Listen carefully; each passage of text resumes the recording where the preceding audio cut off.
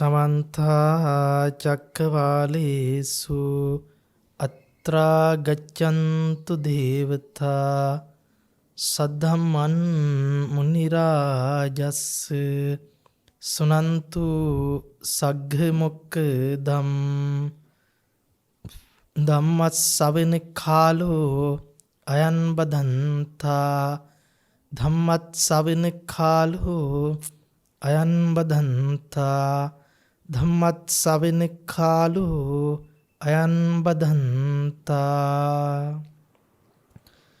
නමෝ තස්ස භගවතු අරහතෝ සම්මා සම්බුද්දස්ස නමෝ තස්ස භගවතු අරහතෝ සම්මා සම්බුද්දස්ස නමෝ තස්ස භගවතු අරහතෝ සම්මා සම්බුද්දස්ස උතුම් චතුරාර්ය සත්‍ය ධර්මයන් අවබෝධී පිණිස පටිච්ච සමුප්පාද ධර්මයන් ඇසුරු කරගෙන ධර්මදේශනාමය පින්කම සිද්ධ කරන්නට බලාපොරොත්තු වෙනවා. විශේෂයෙන්ම 2021 දෙසැම්බර් 30 වෙනි දිනට පළමු ජන්ම දිනයේ යෙදුණු තෙනුළුයි දිලන්සිකා දියණියට නිදුක් නිරෝගී සුවපත් භාවය ධර්ම මාර්ගයේ ගමන් කිරීමට අවශ්‍ය වටපිටාව සකස් වීම මූලික කරගෙන ධර්ම දේශනාමය පින්කම අද දවසේ සිද්ධ කරනවා. අපි පටිච්ච සමුප්පාදය කිව්වට පස්සේ මේ පටිච්චසමුප්පාදය පිළිබඳව වචන මාත්‍රයෙන් දැනගෙන යම් අර්ථකථනයන් ජීවිතයට එකතු කරගෙන තියෙනවා බොහෝ දෙනෙක්.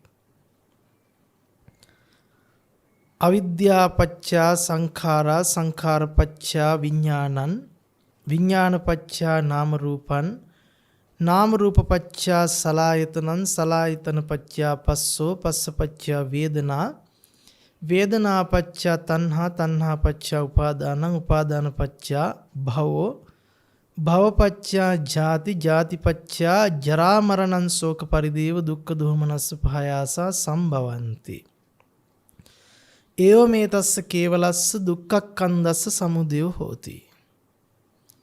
මේ විදිහට අපි පටිච්චසමුප්පාදය පිළිබඳව යම් දැනගැනීමක් සිද්ධ කරගෙන ඇති. මෙහෙම දැනගෙන අපි මේ පටිච්චසමුප්පාදයට අනුව තමයි සංසාරික ගමන යන්නේ, සසර ගමන යන්නේ කියලා අර්ථකථනයක් ජීවිතයට එකතු කරගෙන ඉන්නවා බහුතරයක් දෙනා. කොහොමද? අවිද්‍යාව නිසා සංකාර සකස් කරගෙන විඥාන සකස් කරගත්තුතින් නාම රූප කලලයක් විදිහට නැවත මව් කුසකින් බිහි වෙනවා. ඒ බිහි වෙලා ඒ සලආයතන වලින් උප්පත්තිය ලැබලා සලආයතන ස්පර්ශ කරගෙන නැවත වේදනා භුක්ති විඳම ඒ වේදනාවන්ට තණ්හා වෙලා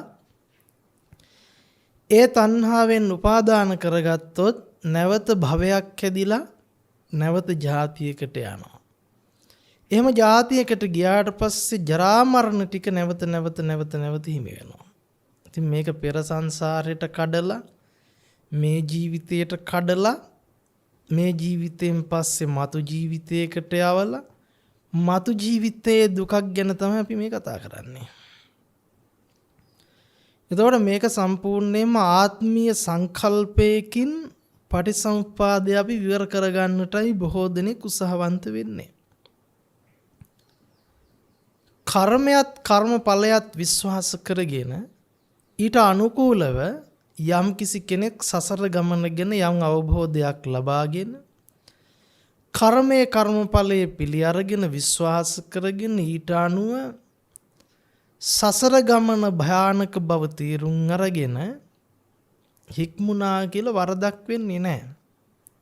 නමුත් අපි ඒ කර්මයක් කර්මඵල න්‍යායත් හේතුවත් හේතුඵල න්‍යායත් කියන ධර්මතා දෙකක් බව අවබෝධ කරගෙන නැහැ. අපි හිතනවා හේතුඵල ධමයි කර්මඵල ධමයි කියන්නේ දෙකම එකක්ය. ඒ නිසා කර්මඵලයට අනුව අපි මොකද්ද කළේ? පටිච්ච සමුප්පාදයත් විවර කරගන්න පටන් ගත්තා. කර්මයේ කර්මඵලයේ මූලික කරගෙන. නමුත් අපිට පටිච්චසමුප්පාදයේ ක්‍රියාත්මක වීම ධර්මයේ තුල විග්‍රහ කරන්න හේතුඵල ධම මූලික කරගෙන. හේතුඵල ධම මූලික කරගෙන විග්‍රහ කරන පටිච්ච සමුප්පාද ධර්මය කර්මඵලයත් එක්ක ඈඳගත්තට පස්සේ අපිට බොහෝ ධර්මයේ විවර වෙන්න තිබුණු තැන් වැහිලා ගියා. කර්මඵලයයි හේතුඵලයයි අතර වෙනස වටහා නොගැනීම නිසා අපිට ධර්ම ප්‍රඥාව ලබන්නට තිබුණු තැන් වැහුණා. එහෙමනම් මොකද්ද මේ කර්මඵලයයි හේතුඵල ධමයි අතර වෙනස? කර්මයේ කර්මඵලය තුලින් අපි විශ්වාසයක් ඇති කරගන්නේ මේ ජීවිතේ අපි උප්පත්තිය ලැබුවේ පෙර කර්මයෙන්. අද කරගන්න කර්මය අනුව කර්ම විපාක අනුව මතු ජීවිතේ උප්පත්තිය ලබනවා. අද හොඳ කර්ම කළොත් සීතල කර්ම කළොත් සුගතිගාමී වෙනවා. නරක කර්ම උණුසුම් කර්මයන් සිද්ධ කළොත් දුගතිගාමී වෙනවා. පෙර කරගත්ත පින්පව් අනුව මේ ජීවිතේ ඉපදුනා. මේ ජීවිතේ කරගන්න පින්පව් අනුව නැවත ගිහින් පරලෝ උප්පත්තිය ලබනවා. ඒක නිසා මේක වුණාය, මේක නිසා ඒක වෙනවාය. මේක තමයි අපි කර්මඵලයේ න්‍යායය. ඒක නිසා මේක වුණා, මේක නිසා ඒක වේ. එය එසේ වුණු නිසා මෙය මෙසේ සිද්ධ වුණාය. මෙය මෙසේ සිද්ධ කරගත්තොත් එය එසේ මතුවට සිද්ධ වේය. කර්මඵලයේ පිළිබඳ අපි විශ්වාසය ඇති කරගත්ත න්‍යායෝක. නමුත් හේතුඵල න්‍යාය කියලා කියන්නේ භාග්‍යතුන් වහන්සේ විග්‍රහ කරන්නේ හේතුඵල ධර්මතාවයක්.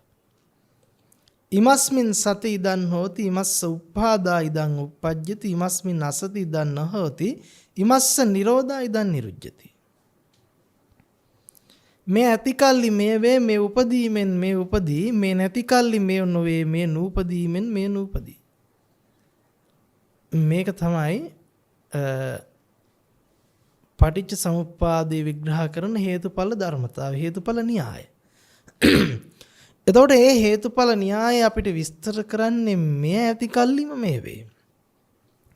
මේ උපදීමෙන්ම මේ උපදී, මේ නැති කල්ලිම මේ නොවේ, මේ නූපදීමෙන් මේ නූපදී. එතකොට ඒක නිසා මේක වුණාවත් මේක නිසා ඒක වෙනවාවත් කියලා නෙවෙයි. මෙය ඇති කල්හිම මෙය වෙනවාමයි. මේ නැති කල්හි මෙය නොවෙනවාමයි. එතකොට අපි තේරුම් ගත යුතුයි දෙපැත්තෙම කතා කරන්නේ ඉමස්මින් සති ඉදන් හෝති. ඉමස්ස උප්පාදා ඉදන් උප්පජ්ජති.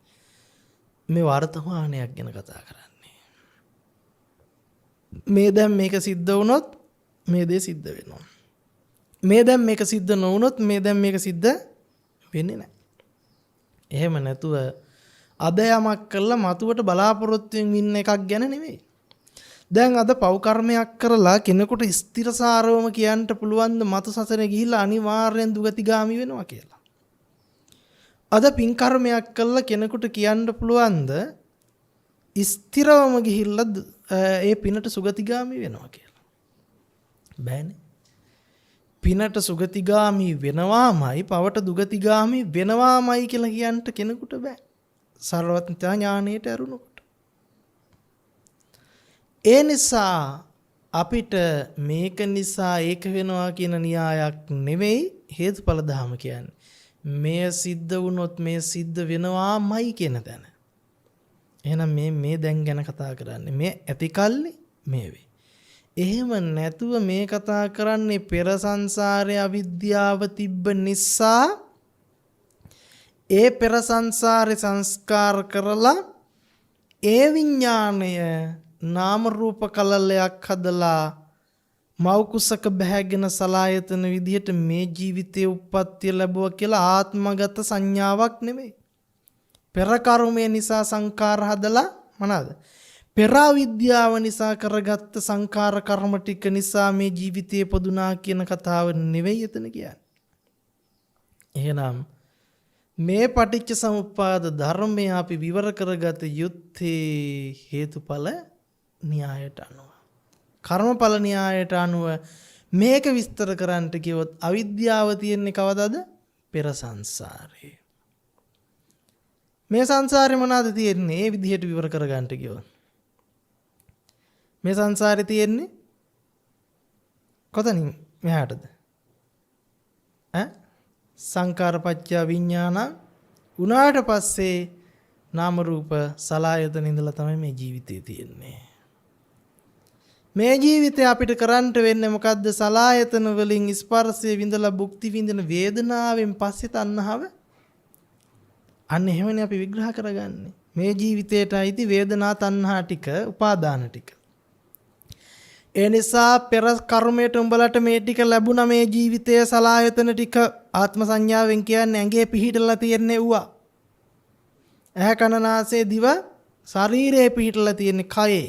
ඒ නිසා ඇහෙන් රූප දැකලා, කනෙන් ශබ්ද අහලා, නාසයෙන් ගන්ධ විඳලා, දිවෙන් රස විඳලා, කයෙන් ස්පර්ශයන් විඳලා තණ්හා නොකර හිටපල්ලා. ඒ තණ්හා නොකර ඉන්න මොකද්ද වෙන්නේ? උපාදාන වෙන්නේ නැහැ, භවය හැදෙන්නේ නැහැ.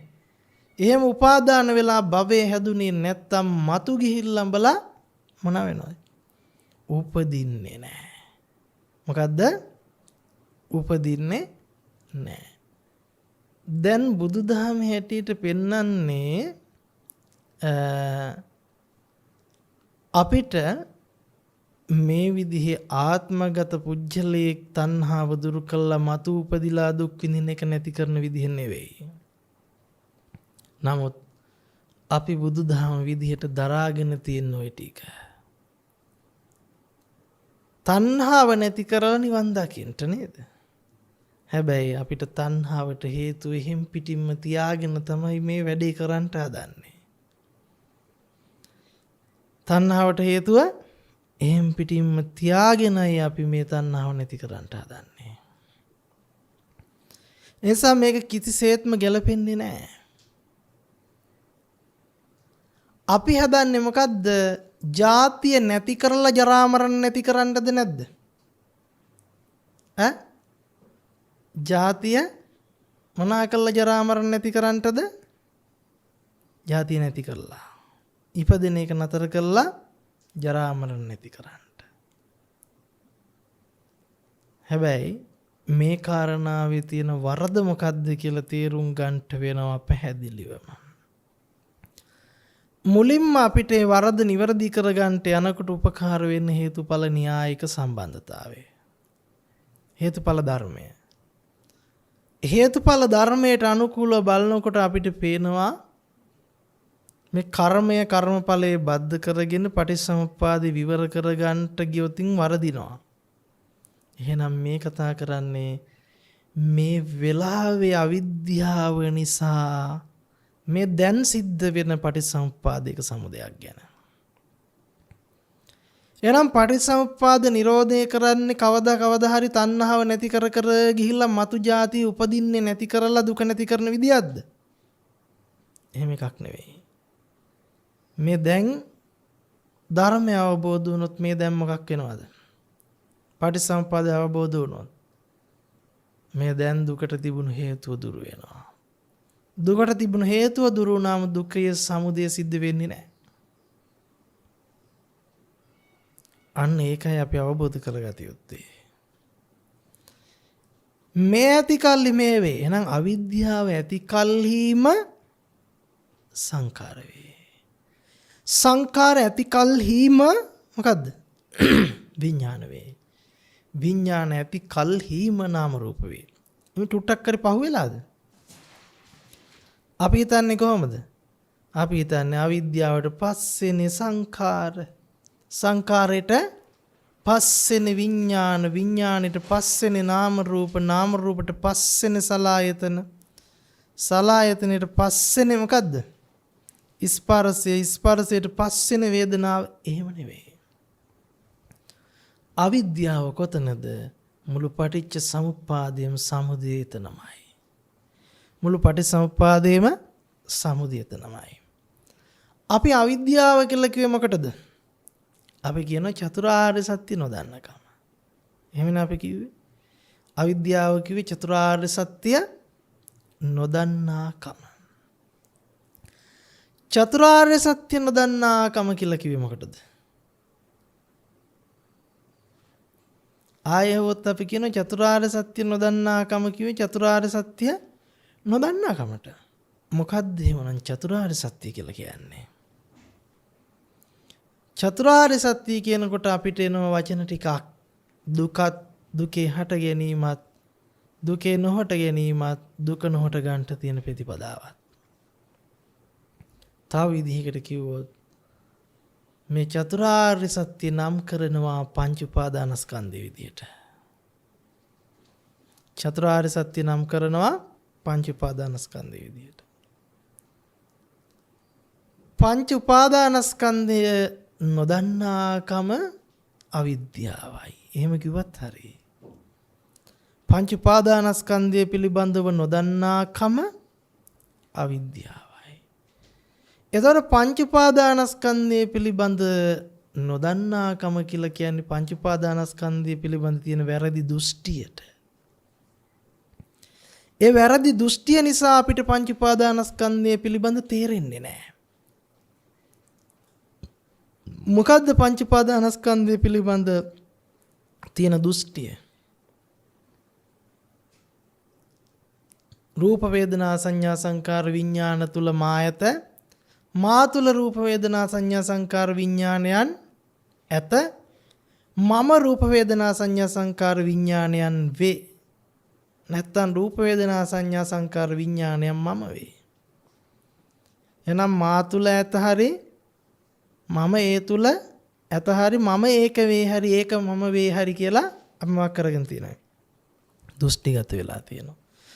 එතකොට කෙනෙකුට ප්‍රායෝගික ජීවිතයට එනකොට අපි මේ කතා කරපු වචන වලින් හරි අමාරුයි මේක තේරුම් ගන්න.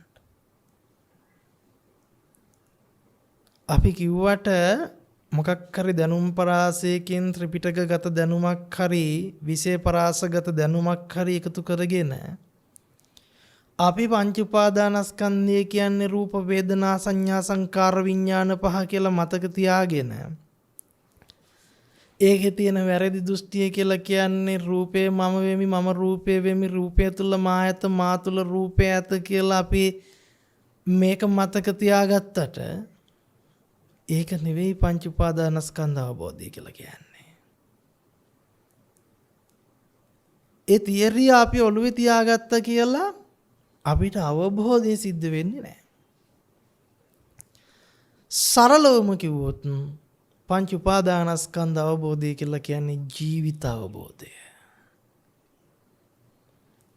ජීවිත අවබෝධයකෝත් කිසිම ධර්ම කාරණයක් නොදන්නා හැමතෙම ජීවිතේ දැනෙන විදිහක් තියෙනවා. සෑම සත්වයකටම ජීවිතේ දැනෙන විදිහක් තියෙනවා. මොකක්ද දැනෙන විදිය? මම මේ ලෝක ජීවත් වෙනවා. මම මේ ලෝකෙට ඉපදුනා. හැඟීමක් තියෙනවනේ මං ජීවත් වෙනවා කියලා. එහෙනම් Taman ජීවත් වෙන බවට තියෙන හැඟීම තමයි පංච උපාදානස්කන්ධය කියලා කියන්නේ. සෑම සත්වයකටම පොදුයිද නැද්ද ජීවත් වෙන බවට තියෙන හැඟීම? පොදුයි. සෑම සත්වයකට පොදුයිද නැද්ද තමන්ගේ ජීවිතේ සුවදායක කරගන්න ඕනි කියන කැමැත්ත? පොදුයි. එහෙනම් මේ ජීවත් වෙන බවට තමන්ට තියෙනව නම් හැඟීමක්. මේක තමයි කොටින්ම කිව්වොත් සක්කාය දිට්ඨිය කියලා කියන්නේ. මේක තමයි කොටින්ම කිව්වොත් පංච උපාදානස්කන්ධය කියලා කියන්නේ. ඇයි එහෙම කියන්නේ? තමන්ට ජීවත් වෙන බවට හැඟීම එන්ට නම් කොහොමද එන්නේ? තමන්ට ජීවත් වෙන බවට හැඟීම කොහොමද එන්නේ? පේන්න ඕන, ඇහෙන්න ඕන, දැනෙන්න ඕන, දැනගන්න ඕන. පෙනීම නැතිනම්, ඇහිීම නැතිනම්, දැනීමක් නැතිනම් දැන ගැනීමක් සිද්ධ වෙන්නේ නැහැ. පෙනෙන ඇහෙන දැනෙන දැනගන්න ටික නැත්තම් ජීවත් වෙන බවට දැනෙන්නෙත් නැහැ, හැඟෙන්නෙත් නැහැ, තේරෙන්නෙත් නැහැ. එහෙමනම් ජීවත් වෙන බවට දැනෙන හැඟෙන තේරෙන ගතිය තමයි මොකද්ද? පංච උපාදානස්කන්ධය. එහෙනම් ජීවත් වෙන බවට දැනෙන තේරෙන හැඟෙන ගතිය එන්නේ පේන ඇහෙන දැනෙන දැනගන්න ගතියත් එක්ක. එහෙනම් සරලවම කිව්වොත් පෙනීම යනු පංච උපාදානස්කන්ධයට නමකි. ඇහිම යනු පංච උපාදානස්කන්ධයට නමකි. නම දැනගන්න ඕන නැහැ. එහෙනම් සරලවම කිව්වොත් තමන්ගේ ජීවිතයේ තියෙන අත්දැකීම් ටික මොකද්ද? පංච උපාදානස්කන්ධය. තව විදිහකට කිව්වොත් තමන්ගේ ජීවිතයේ තියෙන අත්දැකීම් ටික මොකද්ද? චතුරාර්ය සත්‍ය.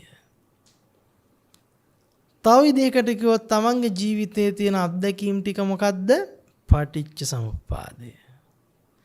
තව විදිහකට කිව්වොත් තමන්ගේ ජීවිතයේ තියෙන අත්දැකීම් ටික මොකද්ද? නිවෙන්න තියෙන පෞර. එහෙනම් නිවෙන්න තියෙන ධර්ම යාත්‍රාව පොතපතේ නෙවෙයි තියෙන්නේ. වෙන කවුරුවත් ළඟ නෙවෙයි තියෙන්නේ. ඒක හොරකම් කළා කොහෙන්වත් ගන්නට බෑ.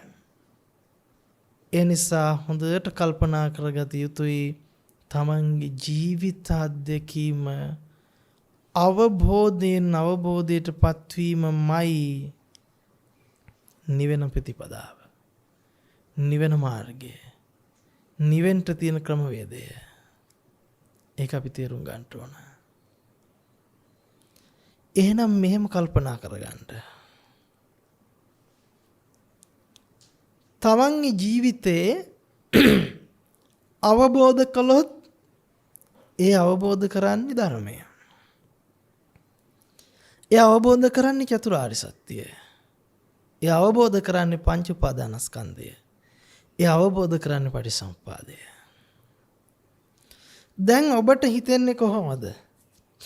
ජීවිතය ගැන බැලුවම මං ඊයේ රූප දැක්කා, අදත් දකින්නවා, මතුවටත් මම රූප දකීවි. මම කාලයක් තිස්සේ සද්ද ඇහුවා, දැමුත් අහනවා, මං අනාගතෙත් අහනවා. අපිට අතීතයක් තියෙනවා, වර්තමානයක් තියෙනවා, අනාගතයක් තියෙනවා සමස්ත සම්මත ලෝකයේ අතර. නමුත් ඔබ මොහොතකට කල්පනා කරලා බැලුවොත් අතීතයේ ඔබ වින්දා කියලා මතක් කරන හැම දෙයක්ම ඔබ විඳලා තියෙන්නේ මේ දැන් ගත කරන මොහොත වගේ මොහොතක් තුල කරපු වින්දනයක්. කොටින්ම කිව්වොත් අතීතේ කවදා හරි ඔබට වර්තමානයේ වෙලා තිබුණාද නැද්ද? අතීතේ වර්තමානයේ වෙලා තිබුණේ. අතීතයේ වින්දනන් වින්දේ අතීතයේද වර්තමානයේ වෙලාද? දැන් කල්පනා කරන දැන් ඔබේ ඔළුව පැලෙනවා. ඒ වේදනාව ඔබ භුක්ති විඳින්නේ දැන්නේ. ඊට පස්සේ කවදා හරි ඔබ කියනවා මොකද්ද? මගේ ඔළුව එදා පැලුණා. එදා මට වේදනාව දැනුණා. හැබැයි ඇත්තම කතාවේ වේදනාව දැනিলা භුක්ති විඳින්නේ වර්තමානයේද නැද්ද? වර්තමානයේ වෙලා. එහෙමනම් ඔබට ජීවිතේ අතීතයේ විදිහට මුණ ගැහුණු සියල්ල අතීතය නොවේ, වර්තමානික අත්දැකීමක්. ඔබට දැන් අතීතයේ විදිහට දැන් මෙනෙහි කරත් මේ මෙනෙහි කරන්නේ දැන් වර්තමානික අත්දැකීමක් වෙලා. අනාගතය ගැන ඔබ හිතාගෙන ඉන්නවා මෙහෙම මං කරනවා, හෙට මේ ගමන යනවා, හෙට අරව කරනවා, අනිද්දා මෙහෙම කරනවා. නමුත් ඒ ගමන යන්නේ යනකොට අනාගතයේද වර්තමානයේද? මේ හෙට දවසේ යන වෙලාවේ ඒක වර්තමානයේද නැද්ද? වර්තමානයේ. එහෙනම් යනවා කියලා මේ සිහිපත් කරන්නේ මේ දැන් වර්තමානයේ. එහෙනම් අපිට පැහැදිලිව යමක් දැනෙන්න ඕන. වර්තමානික අත්දැකීමක් හැර අතීත අනාගත විදිහට කරගත්තා වූ මඤ්ඤණාව මිස අතීත අනාගත අත්දැකීමක් නැහැ. අතීත අනාගත විදිහට හිතා ගැනීමක් මිසක තියෙන්නේ ලබන්නේම වර්තමාන අත්දැකීමක් පමණයි. ඉඳගෙන හෝ වේවා, හිටගෙන හෝ වේවා, සැතපෙන හෝ වේවා, ඇවිදින හෝ වේවා, ඕනම පැවැත්මක ඉරියව්වක ඔබ ලබන්නේ වර්තමානික අත්දැකීමක්.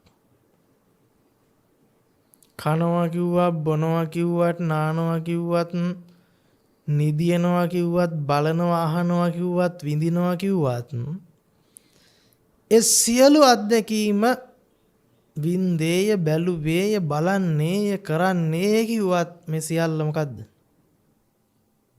වර්තමාන අත්දැකීමක්.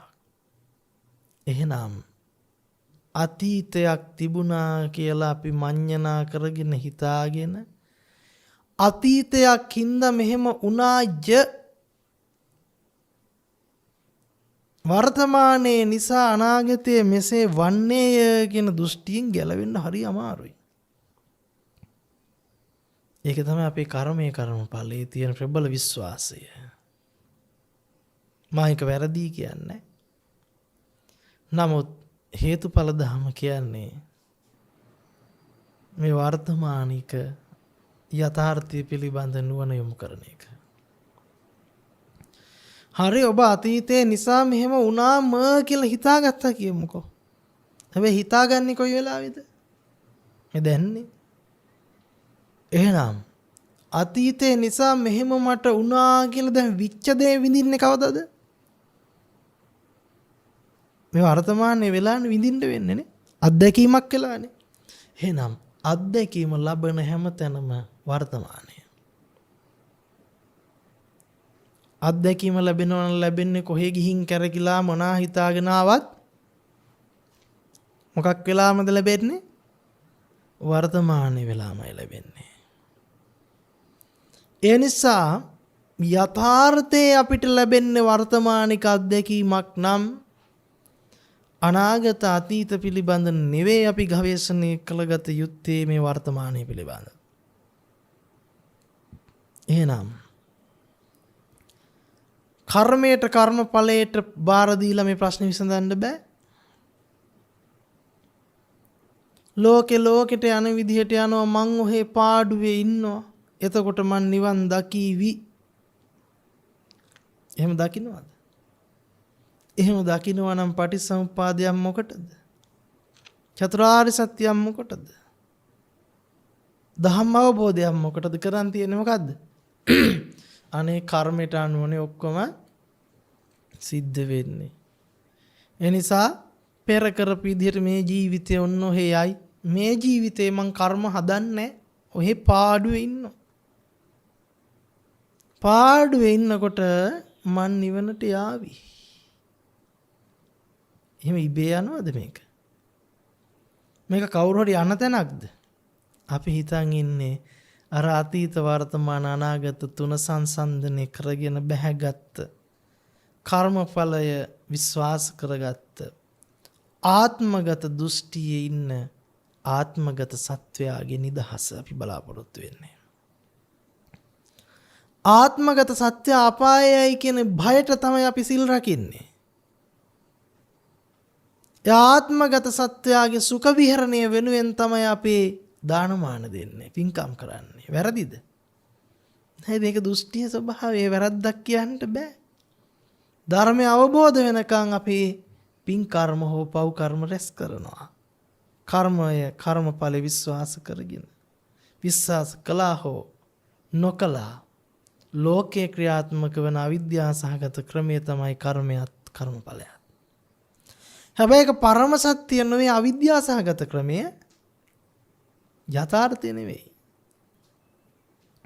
යථාර්ථ දෙකක් තියෙන්න බෑ. හේතුඵල ධමයි කර්මඵල ධමයි කියලා. නේද? යථාර්ථය අවබෝධ කරගන්නට යන ගමනට ඉවහලක් කර්මඵල ධම. එහෙම නැතුව කර්මඵල ධම කරගහගෙන යන්න තියෙන එකක් නෙමෙයි. කර්මයේ කර්මඵලය අවිශ්වාස කරන්නද කියන්නේ? නෑ. කර්මයේ කර්මඵලය හම් වෙන්නේ නැතුව යනවා. කර්මයේ කර්මඵලය ඉක්මවනවා හේතුඵල ධම අවබෝධයටපත් වෙනකොට. එතකලින්ම කර්මයේ කර්මඵලය තුල හික්මෙනවා. ඔක තමයි ක්‍රමය. එහෙමනම් මේ පටිච්ච සමුප්පාද ධර්මය අපි වර්තමානයේ තුලයි දකින්න වෙන්නේ. මේ දැන් ලබන අත්දැකීම තුල අපිට අවිද්‍යාව තියෙනකම් පටිච්චසමුප්පාදයේ අංග 12ම සමුදය වෙනවා. එතකොට කෙනෙකුට හිතෙන්න පුළුවන් ජරා මරණය කොහෙද දැන් වෙන්නේ? ජරා මරණය දැන් කොහෙද සමුදය වෙන්නේ කියලා හිතෙන්න පුළුවන්. ජාතිය දැන් සමුදය වෙලා අවරයිනේ. නමුත් හොඳට මතක තියාගන්න ජාතිය අපිට මව් කුසින් උපදින ජාතිය පමණක් නෙවෙයි ජාති කියන්නේ. අපිට කෙනෙක් ඉන්නවය, සත්වයෙක් ඉන්නවය, පුජ්‍යලයක් ඉන්නවය කියලා දැනෙනවද නැද්ද? දැනෙනවා. ජීවත් වෙන බවට දැනෙනවා නම් එතන ජාතිය පහළවීම තියෙනවා. ස්කන්ධයන්ගේ පහළවීමක් තියෙනවද? නේද? එතන ජාතිය තියෙනවා. ස්කන්ධ පහළවීමකින් තොරව ජාතිය පණවන්න පුළුවන්ද? රූප වේදනා සංඥා සංකාර විඥානයන්ගේ පහළවීමකින් තොරව ජාතියක් පණවන්න පුළුවන්ද? බෑනේ. එහෙනම් ජාතිය කියන්නේ රූප වේදනා සංඥා සංකාර විඥාන පහේ පහළවීම. දැන් මේ පහළවීම වර්තමානයේ ඔබට තියෙනවා විද්‍යාව නිසා. වර්තමානයේ තුල ඒක පහළ වෙනවා. ඔබ මෙහෙම හිතනවා කොහොමද දන්නවා?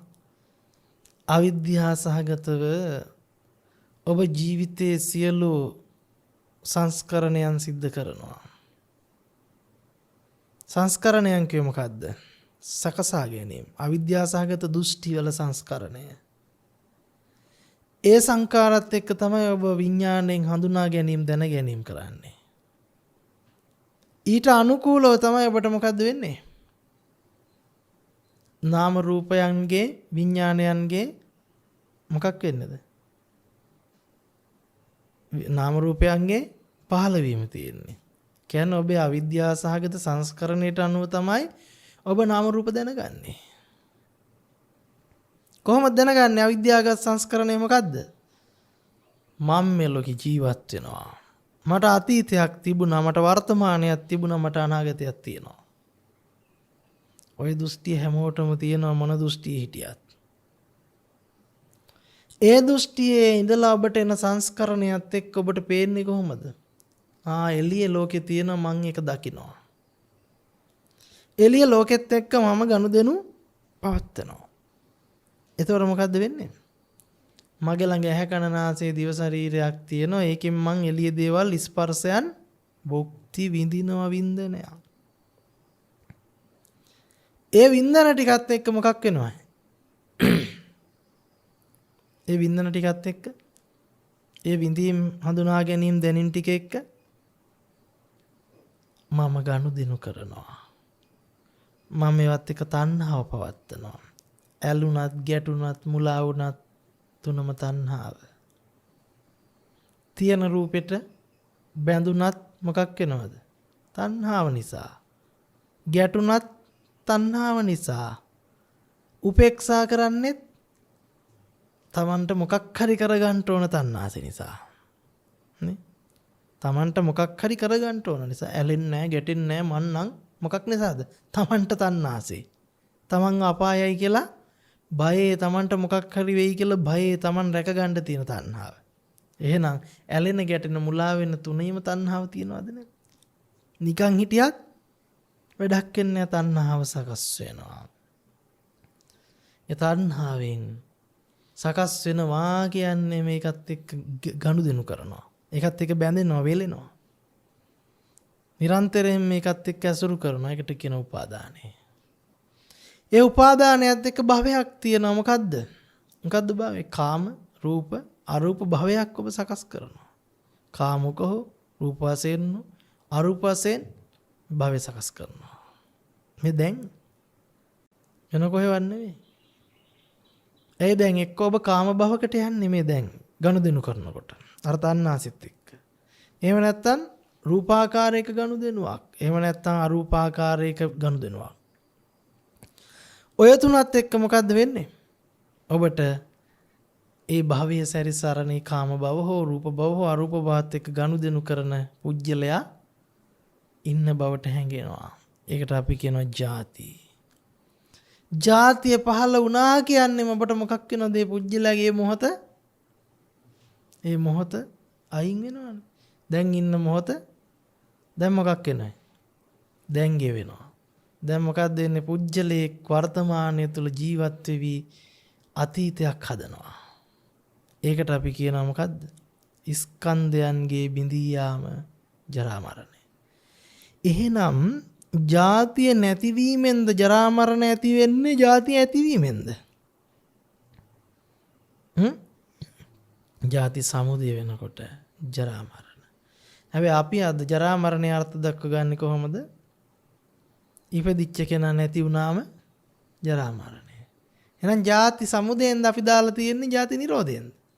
නිරෝධයෙන් කියලා පාවිච්චි කරොත් වැරදි. ඒක වෙනම අර්ථකථනයක් යන්නේ තියෙන්නේ. අපි දාගෙන තියෙන ජාතිය නැතිවීමෙන් පස්සේ තමයි ජරා මරණ. නමුත් ස්කන්ධ ටික මේ බිඳෙනවා කියලා කියන්නේ ස්කන්ධයන්ගේ බිඳී යාම මොකද්ද? ස්කන්ධයන් අතීතයට යනවා. වර්තමානයේ තියෙනකන් අතීතයක් තියෙනවද නැද්ද? තියෙනවා. ඔන්න ඔය විදිහට අපිට හම්බ වෙන්නේ මොකද්ද? අවිද්‍යා සහගත සසර. අතීතයට යනකම් අනේ මගේ දේ මෙහෙම වුණාය, වෙනස් වුණාය, නැති වුණාය, කැඩුණාය, බිඳුණාය කියලා විලාප දීම්, දුක් දුම්නස් සියල්ලගේම උරුමය ඔබට හිමි වෙනවා. ඕක තමයි වර්තමානයේ අවිද්‍යාවෙන් යුක්තව ගනුදෙනු කරනකොට පටිච්චසමුප්පාදයේ මේ දැන් ක්‍රියාත්මක වන ආකාරය. අවිද්‍යා සහගතව ගනුදෙනු කරනකොට පටිච්චසමුප්පාදයේ ක්‍රියාකාරීත්වය සිද්ධ වෙන විදිහ. එහෙනම් අවිද්‍යාවෙන් යුක්තව අපි ජීවිතේ ගනුදෙනු කරනකොට පටිච්චසමුප්පාදයේ ওই විදිහට ක්‍රියාත්මක වෙනවා. කවුරු මොනවා කිව්වත්. එතකොට යා පුජ්‍යලයක් විසින් මේ ජීවිතේ දේවල් කරන විදිහට තමයි ගනුදෙනු කරන විදිහට තමයි ජීවිතේ පවත්වන්නේ.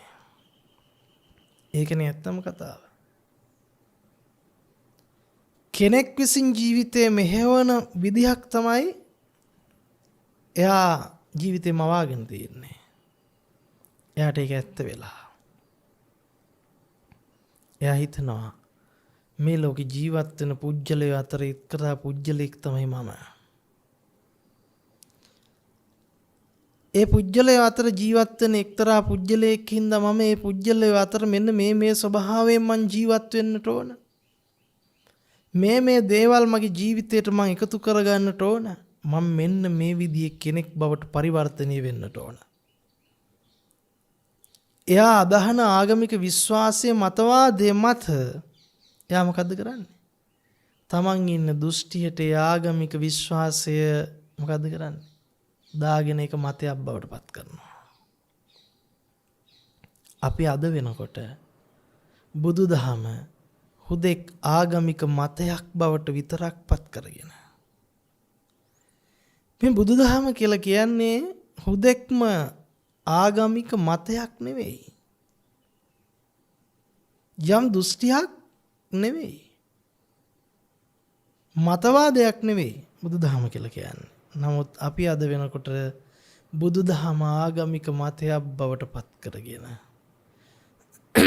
බුදුදහම දෘෂ්ටියක් බවට පත් කරගෙන ඒ දෘෂ්ටිය තුළ ඒ මතවාදය තුළ අපි හිර වෙලා.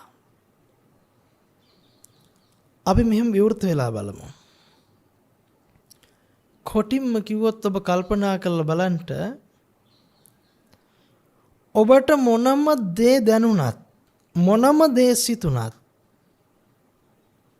ඒ සියලු දේ ඔබ දැනගන්නේ සිතුවිලි වලින්. ඔබ දැනගන්නේ සිතුවිලි වලින්. ඔබ ගැන දැනගන්නෙත්, ලෝකය ගැන දැනගන්නෙත්, අනුන් ගැන දැනගන්නෙත් මේ සියල්ල ඔබ දැනගන්නේ සිතුවිලි විදිහට. සිතුවිල්ලක් විදිහට ඔබට ඒක පහළ වුණාම ඔබ මොකද්ද කරන්නේ?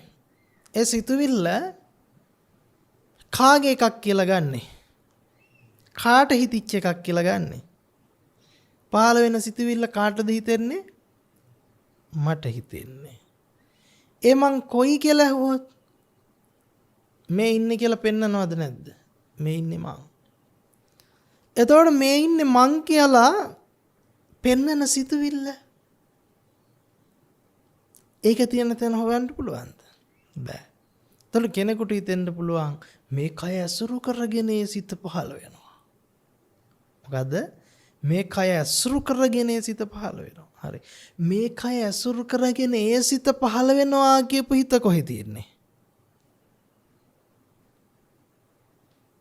දැන් මේ කය ඇසුරු කරගෙන ඒ හිත පහළ වෙනවා කියපු හිත තියෙන තැන හොයන්න බෑ නෝනේ. ඒක කිව්වෙත් සිතෙන්. දැන් අපිට වෙලා තියෙන ප්‍රශ්නේ තමයි සිතෙන් ගොඩනගපු තමන්ව මොකක් වෙලාද?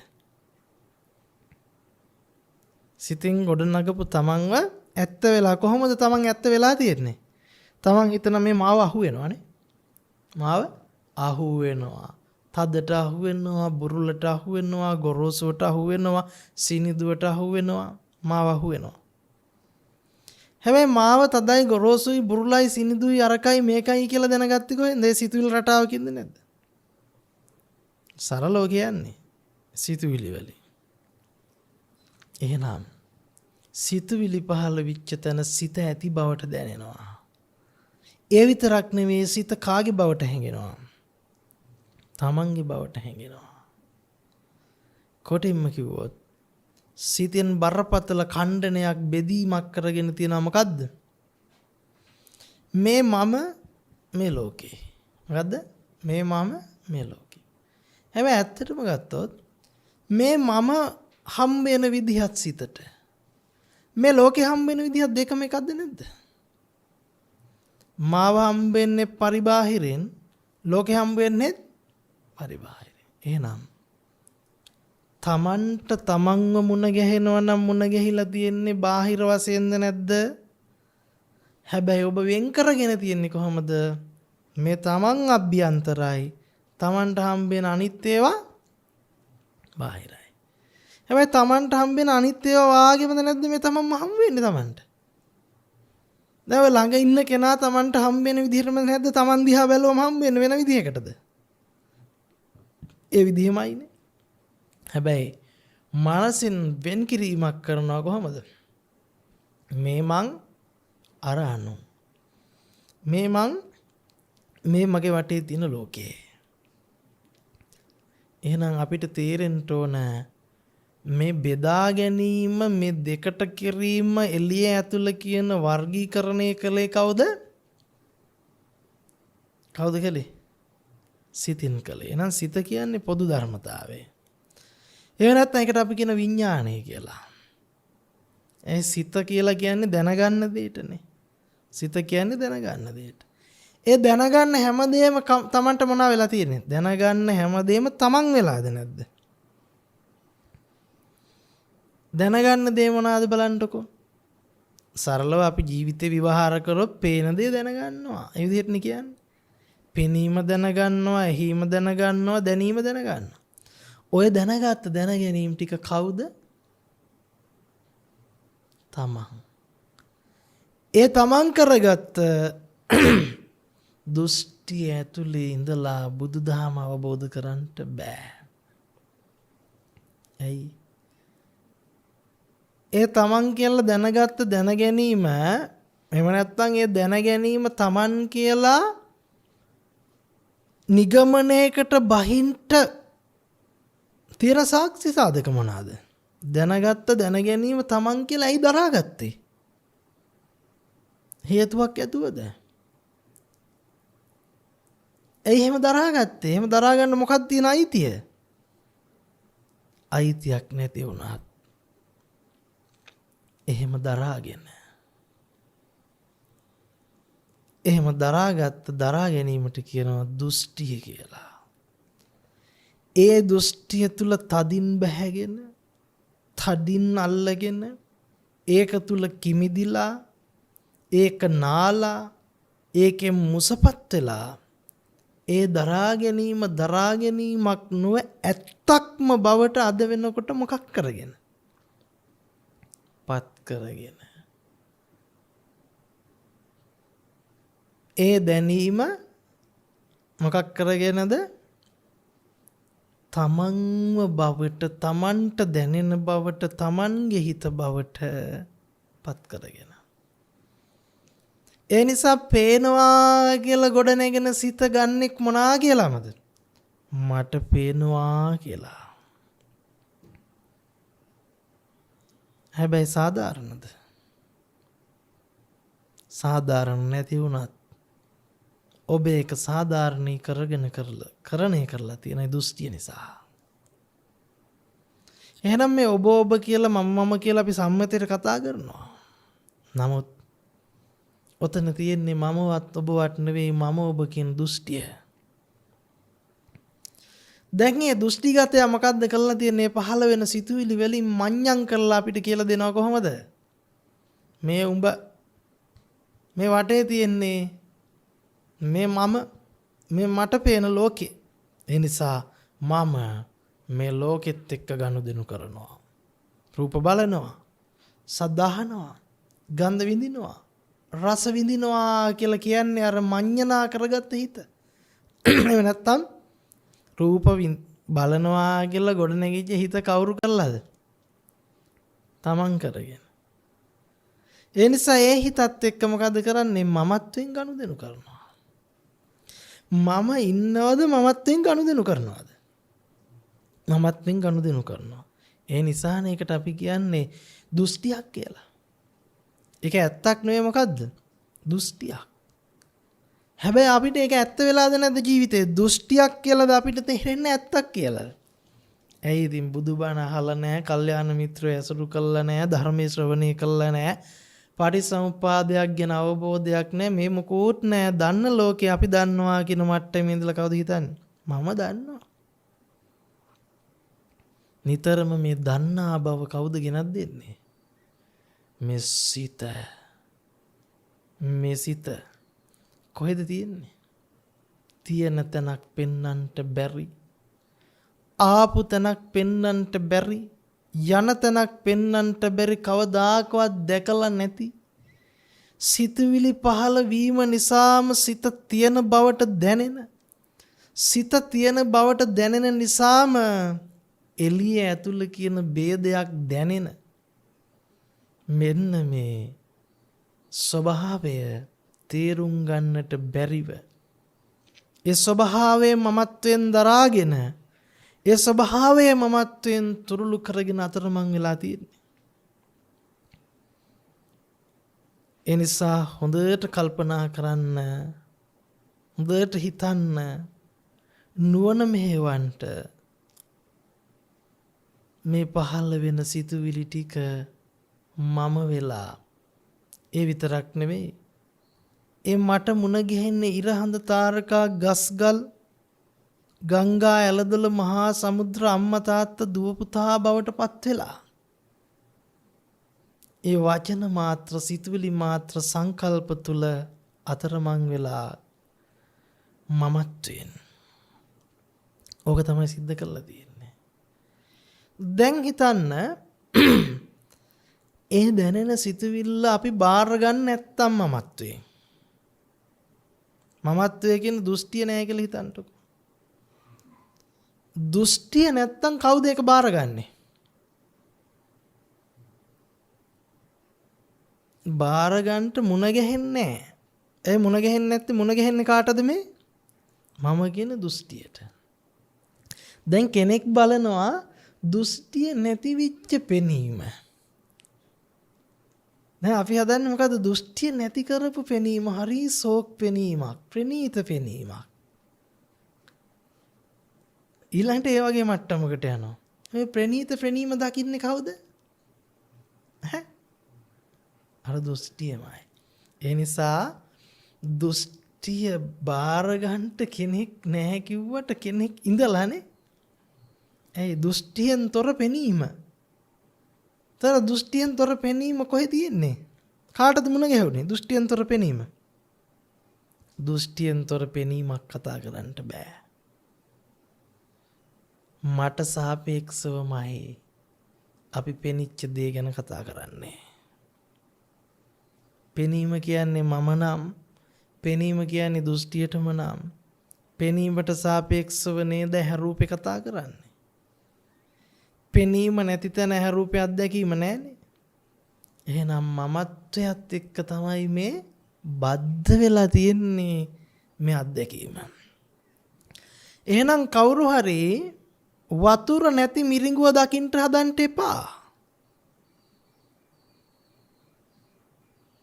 එතකොට කියනවා ක්‍රියාවලියක් තියෙනවා, ඒක මම වශයෙන් ගන්නට හොඳ නෑ.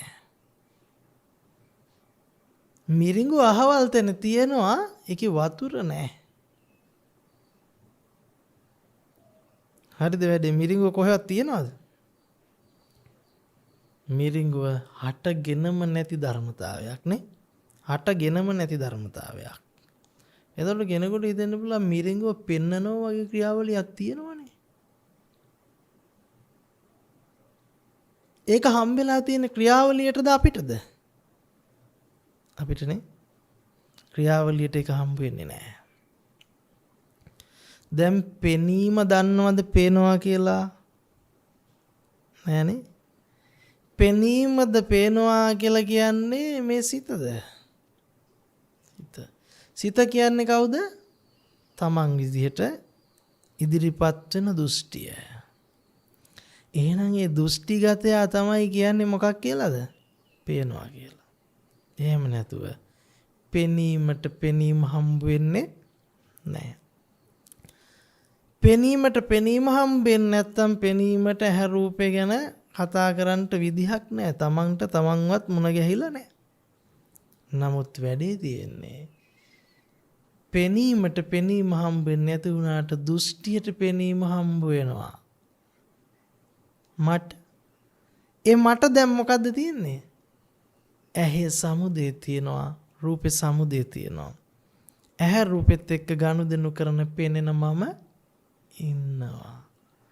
එහෙනම් ඇහෙන් රූප දකින්නේ කවුද දැන්? මම වෙලා, තමන් වෙලා. නමුත් අපි තේරුම් ගන්න උවමනයි පෙනීම කියන්නේ අනාත්ම ධර්මයක්. මේක කවුරුත් කරන එකක් නෙවෙයි. ඉබේ සිද්ධ වෙන එකකුත් නෙවෙයි, වෙන කෙනෙක් කරන එකකුත් නෙවෙයි. එහෙනම් මෙතන මම කරන බවට දෘෂ්ටියක් තියෙනවා. ඒ දෘෂ්ටිය නිසා ක්‍රියාවලිය පැනවෙනවා.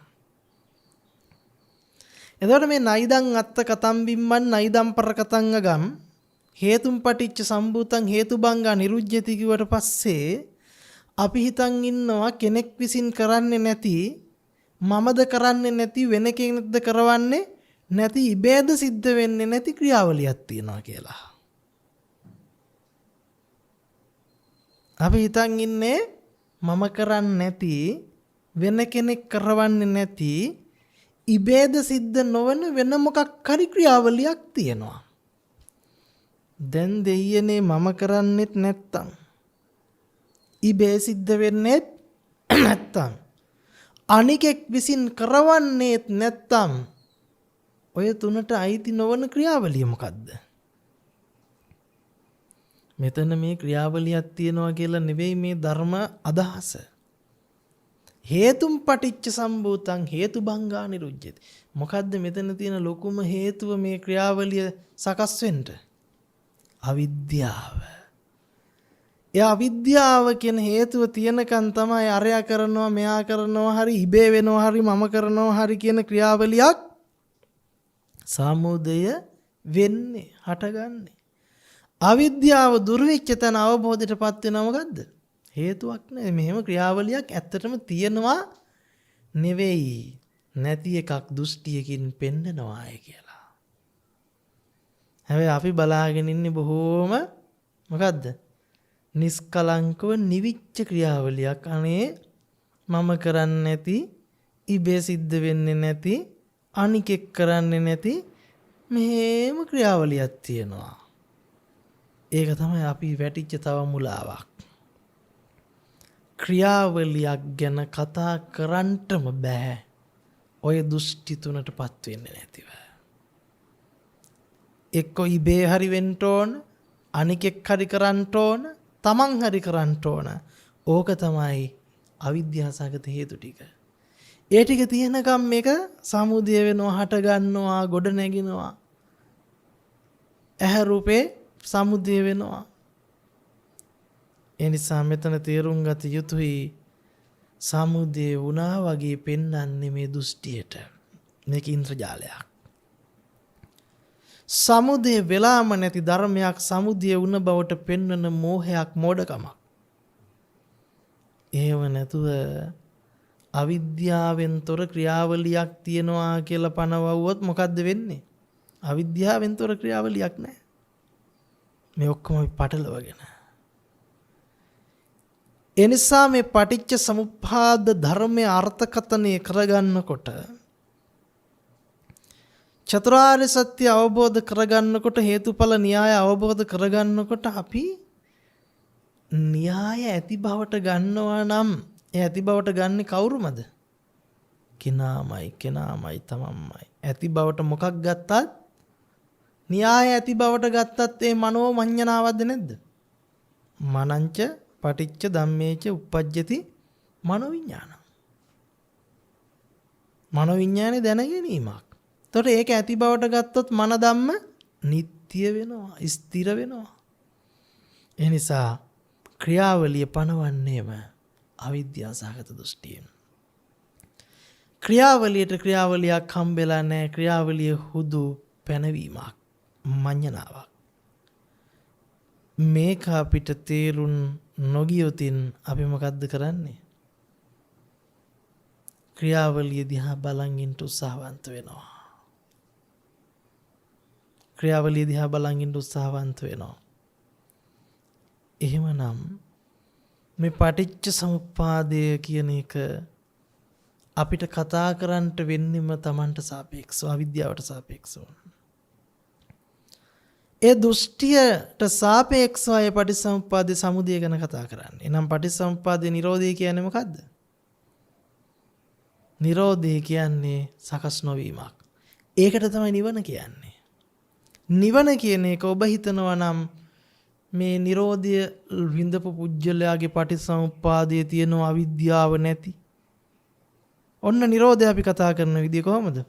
නිවනටපත් වෙච්ච රහතන් වහන්සේගේ පටිච්ච සමුප්පාදේ. අනාගාමී කෙනාගේ පටිච්ච සමුප්පාදේ. එහෙම කතා කරන්න බෑ. පටිච්චසමුප්පාදේ කෙනෙක්ගේ නෙවෙයි. ඒ අපි අනාගාමී රහත් කෙනාගේ කියලා පටිච්චසමුප්පාදේ පනවගන්නේ කෙනා කියන දෘෂ්ටිය ඉඳලාමයි. මුණ ගැහිච්ච තැනක ඉඳලා. ඒ නිසා මේ පටිච්චසමුප්පාදේ කියන එක මුණ ගැහෙන්නේ ලෝකයට. ඒක අවිද්‍යාව. ඇත්තම කතාව. අවිද්‍යා යත්තේව අශේෂ විරාග නිරෝධා සංකාර නිරෝධ. එහෙනම් මොකද්ද මේ තියෙන්නේ?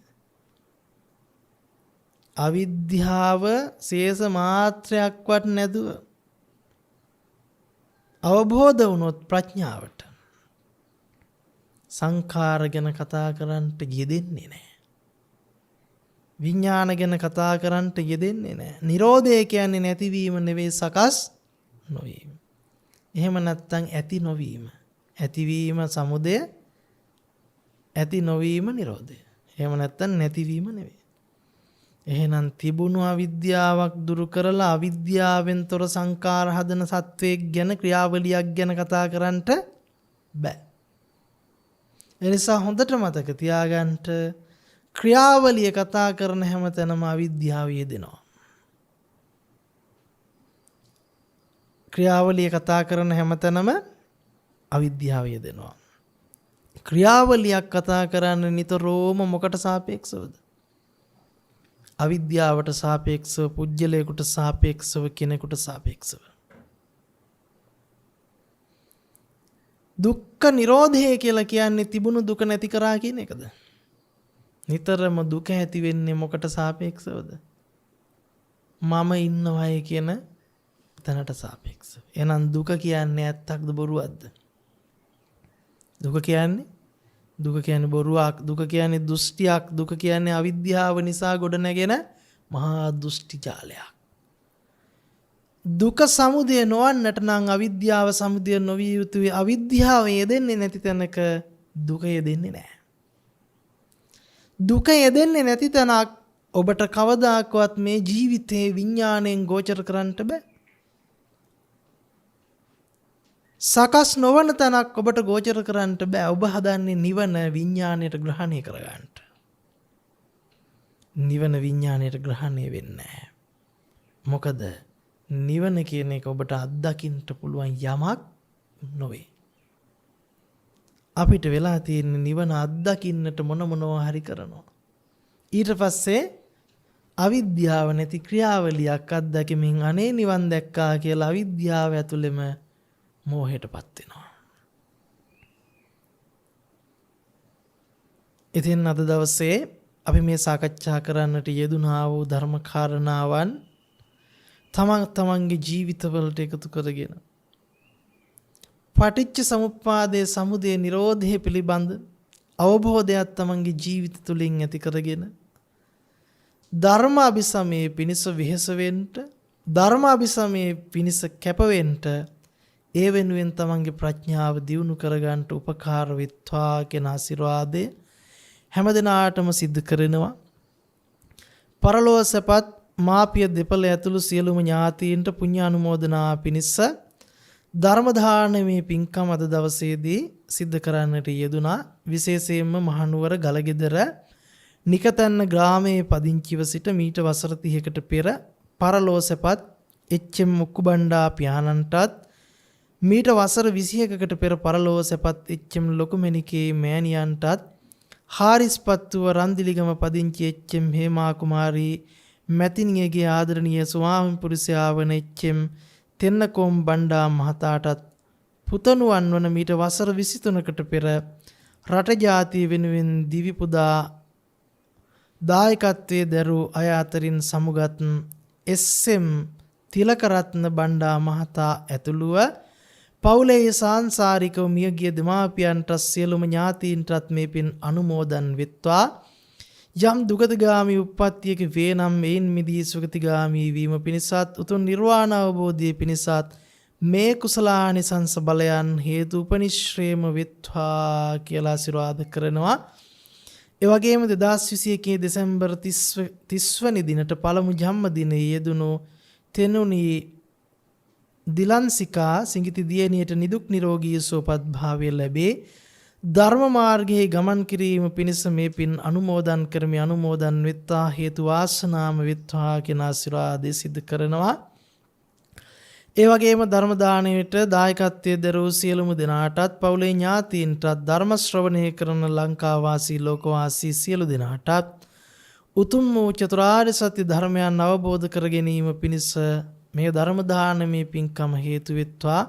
උපකාරක ධර්මයක් බවටම පත් වෙත්වා කියන ආශිර්වාදය සිදු කරනවා. දැනට ලොව පුරා පැතිරී යන කොරෝනා වසංගතය ඉක්මනින් මෙලොවෙන් තුරන් වෙත්වා. සියලු සත්වයින්ට ධර්ම අභිසමයේ පිණිස හේතු වෙත්වා, නිදුක් වෙත්වා, නිරෝගී වෙත්වා, සුවපත් වෙත්වා කියා හැම දිනාටම ප්‍රාර්ථනාවන් සිද්ධ කරනවා. සියලු දිනාටම උතුම් ධර්ම අභිසමයේ පිණිසම හේතු වෙත්වා, උපකාර වෙත්වා, ප්‍රඥා පෞරක් පාරමිතාවක් බවටම පත් වෙත්වා කියලා ආශිර්වාද සිද්ධ කරනවා. සුඛී හෝතු අභිවාදන සීලිස්ස නිච්ඡං වද්ධාපචායිනෝ චත්තාරෝ ධම්මා වඩ්ඩಂತಿ ආයුවන්නෝ සුඛම් බලම් ආයුරාෝග්‍ය සම්පatti සග්ග සම්පatti මේවච අතෝ නිබ්බාන සම්පatti ඉමිනාතේ සමිජ්ජතු. ද්වේෂක්ඛයෝ නිබ්බානං